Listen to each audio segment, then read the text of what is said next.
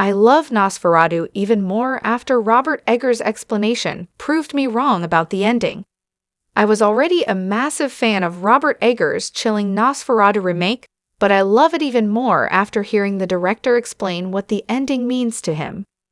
Just like Eggers' previous horror movies, Nosferatu is deeply disturbing, visually stunning, and thematically rich. Eggers uses this tale of a vampire's relentless pursuit of his real estate agent's wife to explore the power of desire.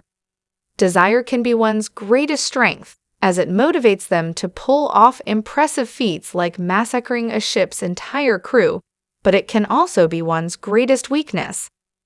At the end of Nosferatu, the object of Count Orlok's desire, Ellen Hutter, uses that desire against him.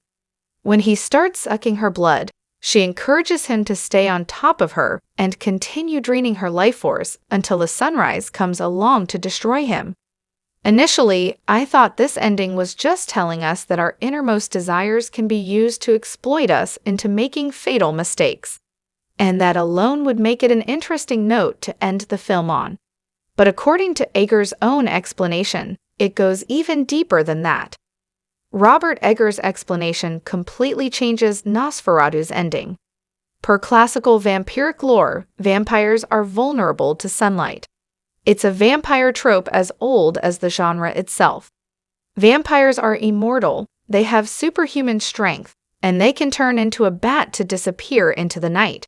But they have some pretty glaring weaknesses too. Garlic, crucifixes, wooden stakes, and even just natural light can be used to kill a vampire. At the end of Nosferatu, Ellen seemingly uses sunlight to kill Count Orlok. But according to Eggers, it's technically not the sunlight itself that kills the vampire at the end of his movie. The rule is that vampires have to be back in their graves by the first cockcrow.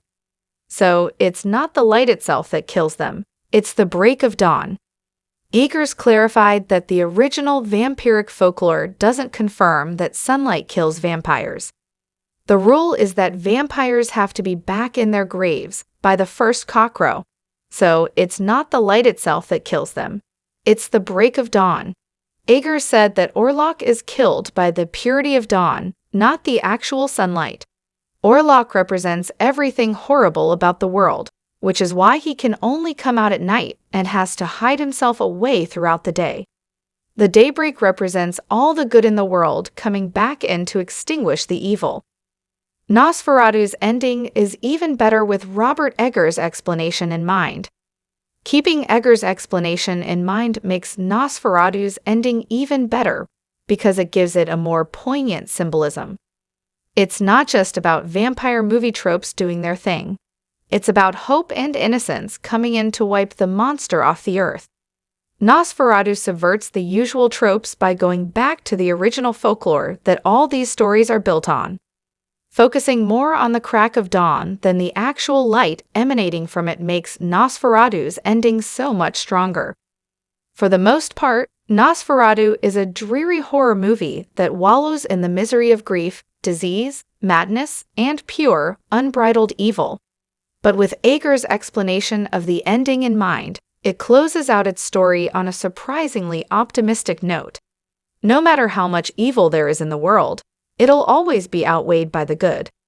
And no matter how powerful the monster coming after you may be, whether that monster is loss or illness or violence or despair, hope will always be more powerful.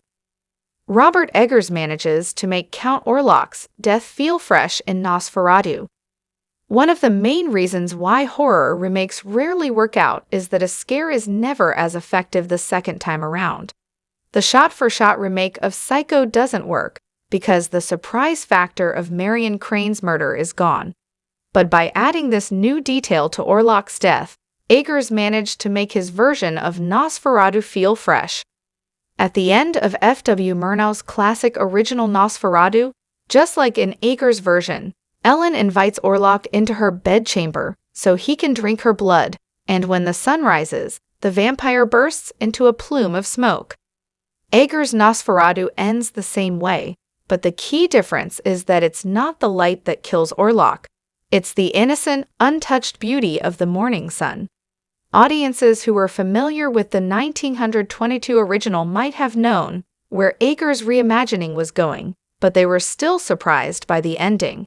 By reworking the lore and giving Orlok a much more brutal, horrifying, and drawn-out death, Eggers managed to completely reinvent Nosferatu.